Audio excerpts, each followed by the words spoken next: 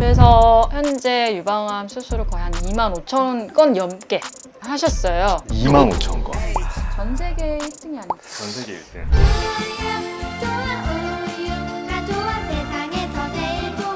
오늘 엄청난 분을 모셨습니다. 엄청나네? 아, 엄청난 분이죠. 죄송합니다. 유방외과의 장동건이라고 하는 유방계 건동관. 영광이죠. 서울아산병원의 안세현 교수님이십니다. 와! 안녕하세요.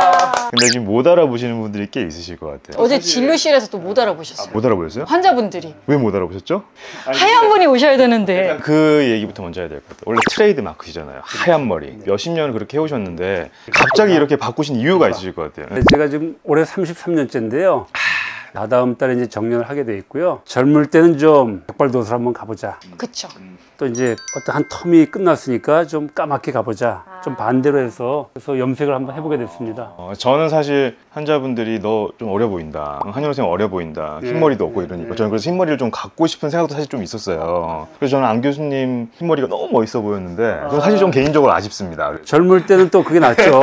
이제 나이 좀 들면 까만 머리도 해보고 싶어요. 만족하세요, 선생님? 주변의 반응이 한 8대2. 딸이 뭐죠? 좋다. 좋다. 이가 좀 옛날이 좋다. 그런 분들이 있는데 저도 8입니다. 무조건 알림 설정. 오늘 이제 장소가 아주 색다른 곳입니다. 어디죠? 유태인 선생님? 여기는 이제 교수님께서 몇 년 일하셨어요? 33년. 33년 동안 이 방에만 계셨어요? 교수님께서 연구를 하시고 많은 연구 결과를 내주시고 환자분들의 진료 보기 전에 환자분을 차트 다 열어보시는 교수님의 연구실입니다. 무조건 알림 설정. 선생님께서 이제 33년을 일하셨다고 하셨는데 그래서 현재 유방암 수술을 거의 한 25,000건 넘게 하셨어요. 25,000건. 네.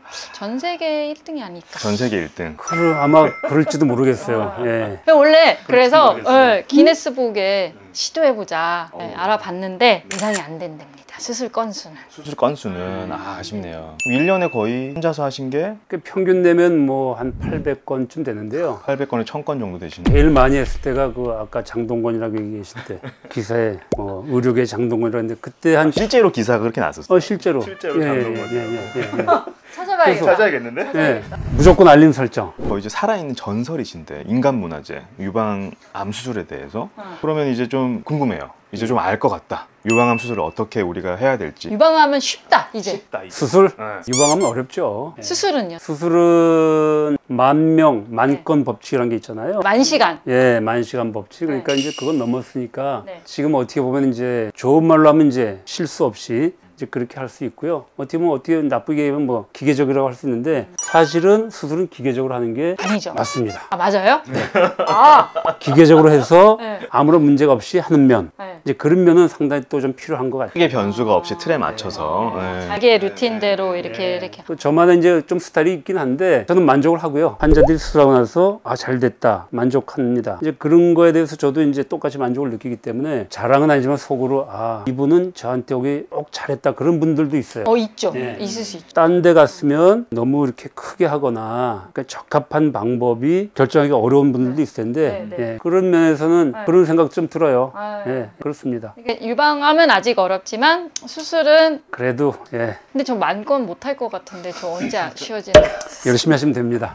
무조건 알림 설정. 선생님 근데 본인한테 와서 너무 좋았다 하는 분이 많죠. 딱 많다 하셨는데 네네네. 몇 분만 좀. 기억나는 분. 제일 먼저 하여간 기억나는 거는 이제 출산에 관한 거가 아무래도 기억에 남거든요. 이제 젊은 여자분인데 이제 임신 중반에 완 분이 있고 말기에 온 분이 있고 초기에 온 분들이 다 있는데 이제 그런 분들이 어디 다 가면 애기 지워야 됩니다.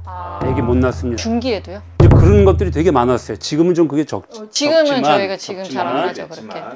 지금에도 초창기 환자들은 다 임신 중절을 해야 된다. 또 옛날엔 뭐 그런 게 워낙 많았고요. 그게 지금도 모든 게 마찬가지지만 이제 환자마다 특성이 있고 또 그 환자가 애를 원하는 강도도 있고 또 나이도 있고 이제 그런 걸 다 고려를 해야 되는데 그 중에 한 분이 젊은 한 30대 후반 이제 애는 이제 마지막 타임인데 애를 가졌는데 그때 유방암 진단이 된 거야.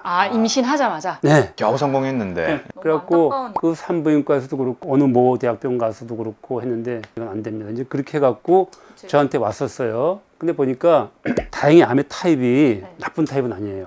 그 사이즈가 뭐 그렇게 크진 않았어요. 어렵게 가진 애를 과연 그렇게 할 필요가 있나? 다른 방법을 좀 생각해 볼 수 있지 않을까 해갖고 전신 마취는 어차피 못하니까 그렇네요. 그냥 국소 마취를 했어요. 그러니까 국소 마취 하면서 그걸 제거했고, 임파선은 국소 마취가 안 되니까 이제 초음파로 보니까 뭐 크게 보이는 거 없다 그래갖고 그거는 출산 후에 해보자. 응? 그거 좀 놓고? 진짜 생각이 안 되는.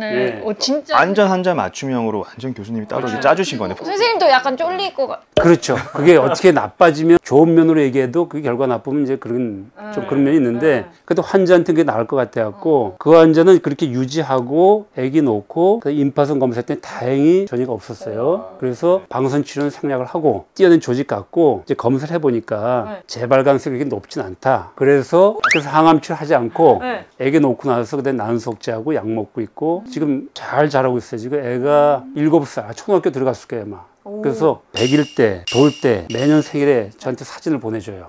그 엄마하고 찍은 사진을. 그러다가 감사 편지 써갖고 이제 저한테 보내주는데 아버지 같이, 아버지처럼 대하는 이제 그런 감사 인사를 많이 해오는데, 뭐 굉장히 그거는 엄마도 살리고 애도 살리고 가정의 행복도 저는 그렇게 못할 것 같거든요. 그런 면도 있고요. 그런 환자들이 좀 있어요. 근데 이게 정말 경험에서 나오는 부분이거든요. 그래서 젊은 의사로서는 이제 가이드라인을 따를 수밖에 없는데, 선생님은 이제 33년의 경험을 바탕으로 그게 가능할 가이드라인 하에 약간의 유도리를 주는 거죠. 그렇죠. 그건 사실 우리는 쉽지 않잖아요. 젊은 의사들은. 그리고 되게 신기한 게요. 교수님께서 하시는 그런 진료가 예전에는 가이드라인에 들어가 있지 않았던 내용이 가이드라인이 됐어요. 맞아요. 그렇게 된 걸 많아요. 사실 뭐 저희 입장에서 봤을 때, 이제 성형외과 의사 입장에서 봤을 때 사실 예전에 그 당시엔 충격적이었죠. 다 입볼 아레올라를 다 살리시고 이런 것들이 가장 초창기에 시도를 하셨고, 맞아요. 그게 괜찮냐 이런 성형외과 의사 입장에서는 너무 좋은 거죠. 모양을 예쁘게 만들 수 있으니까. 근데 이제 그거를 언제 시작하셨죠? 처음에 그게? 진짜 오래됐죠. 90년 중반? 한 20년 넘게 된 것 같고요. 근데 지금은 한국에서 다 이제 좀 흔해졌지만, 근데 이것도 최근까지도 이렇게 왔어요. 사실 이렇게 아산병원에서 20년 전에 하셨는데 20년 더 됐잖아요. 그때 저항이 없으셨어요? 주변 의사들이나 뭐 저항이 있죠.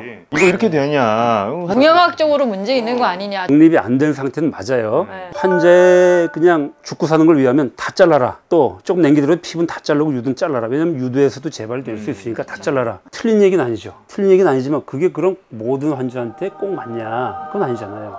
그래갖고 환자를 이제 선별해갖고 이 사람은 특히 젊은 환자분들, 또 만일 그렇게 유두하고 피부 다 살렸는데 일부 물론 재발한 사람이 분명히 있긴 있어요. 분명히 있단 말이에요. 그럼 그게 유방을 다 잘랐으면 전혀 없는 거냐? 그것도 아니에요. 그것도 아니고 그럼 그때 제거해도 되잖아요. 전이가 하고 이런 거 아니니까 나중에. 이제 그런 거에서 시도를 해본 건데요. 지금 이제 거의 가이드라인이 되었지만 시도를 제가 좀 많이 했어요. 뭐 타목시펜도 그렇고 난소독제 하는 것도 그렇고. 타목시펜은 어떤 거예요, 선생님? 타목시펜도 예전에는 폐경전 환자한테는 안 썼어요. 아, 그래요? 응, 안 썼어요. 언제?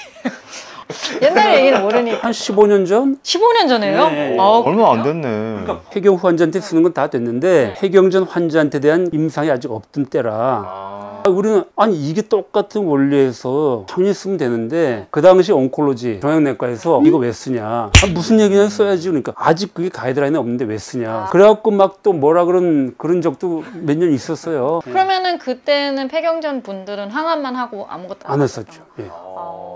그렇게 하면 안 된다고 생각을 하기 때문에 당연히 써야 된다고 하는 거고. 그게 15년밖에 안 됐어요? 그 정도밖에 안 됐어요. 진짜 많이 변했다. 유방. 근데 거기서 항상 이렇게 선두에서 원리를 생각하면은 안 먹을 이유는 없으니까요. 그것도 맞아요. 모든 환자들이 그럼 다 항암을 해야 되냐? 옛날에 무조건 다 항암을 했다면, 무조건 모든 사람이 항암을 했다면. 근데 그게 과연 진짜 필요하냐? 그때는 외과 의사들 중에서도 이제 그런 얘기를 많이 하죠.